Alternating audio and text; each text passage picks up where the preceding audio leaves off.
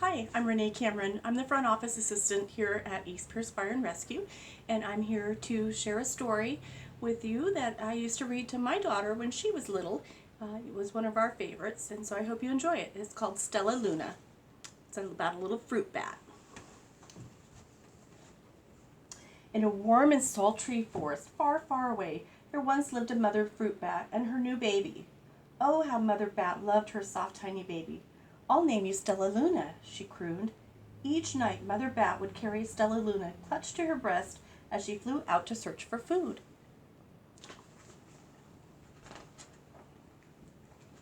One night as Mother Bat followed the heavy scent of ripe fruit, an owl spied her. On silent wings the powerful bird swooped down upon the bats.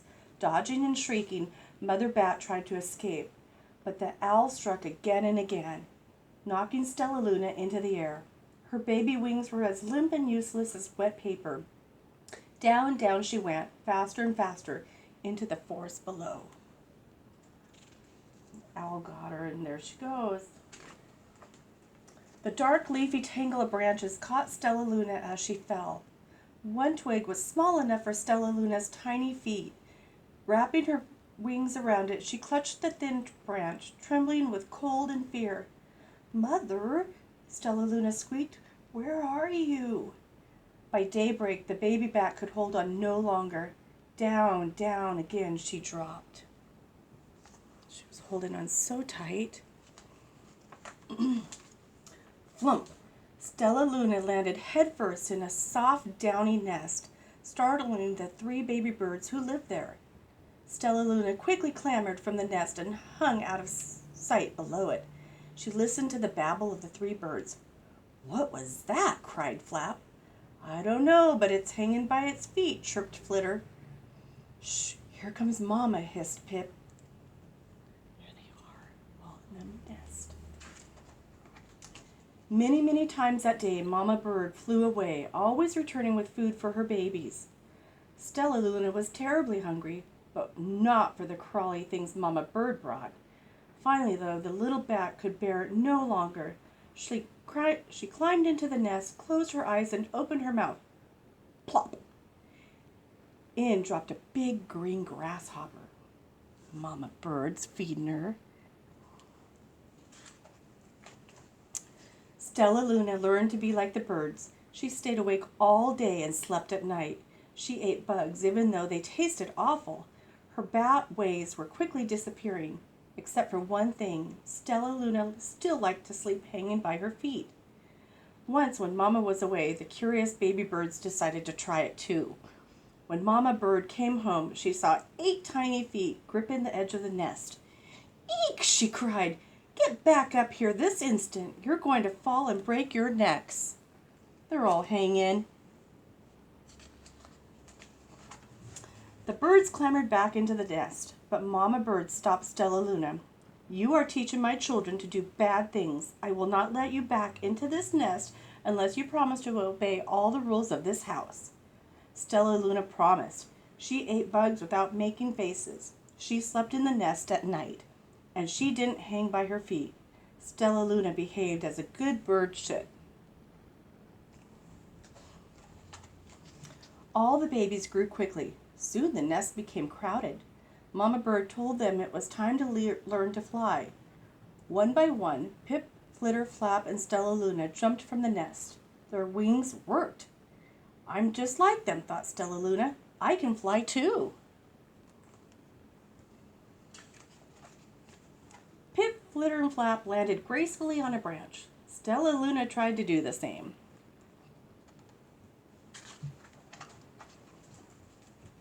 How embarrassing.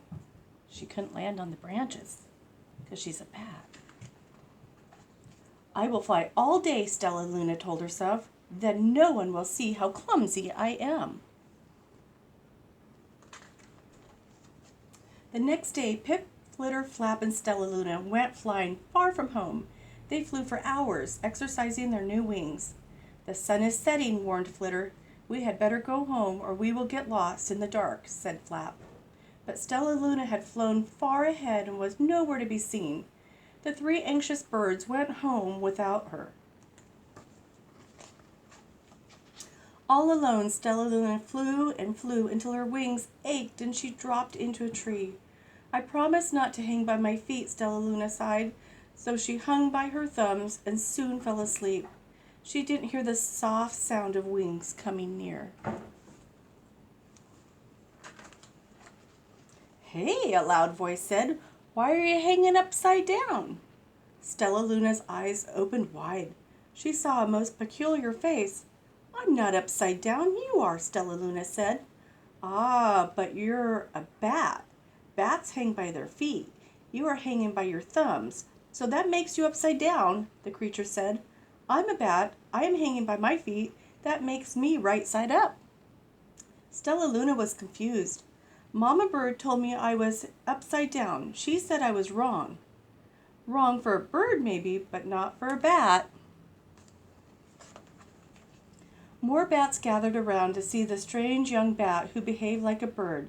Stella Luna told them her story. "You ate bugs?" stuttered one. "You slept at night?" gasped another. "How very strange," they all murmured. Wait, let me look at this child," a bat pushed through the crowd. "An owl attacked you?" she asked.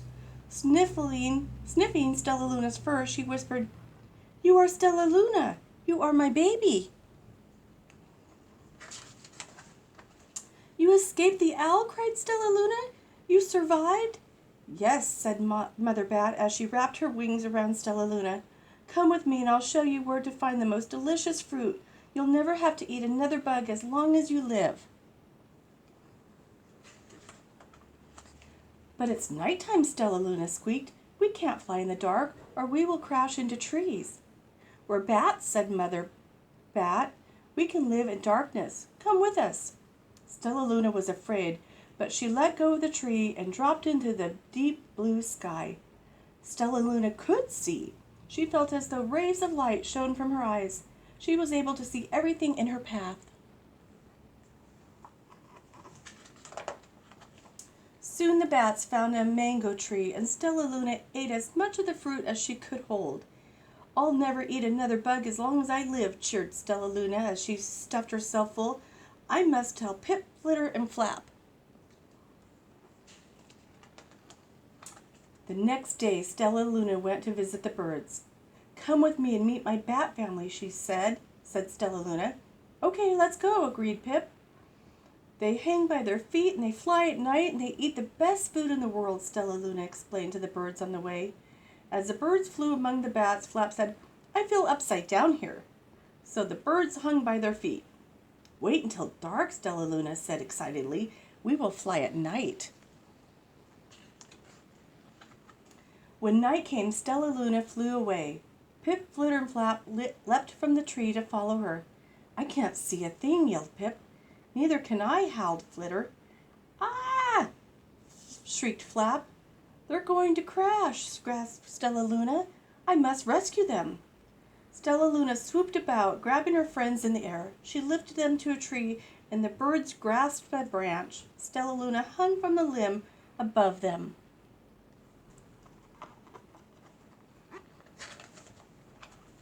"We're safe," said Stella Luna. Then she sighed. "I wish you could see in the dark too." "We wish you could land on your feet," Flitter replied. Pip and Flap nodded. They perched in silence for a long time. "How can we be so different and feel so much alike?" mused Flitter. "And how can we feel so different and be so much alike?" wondered Pip. "I think this is quite a mystery," Flap chirped. "I agree," said Stella Luna, "but we're friends, and that's a fact."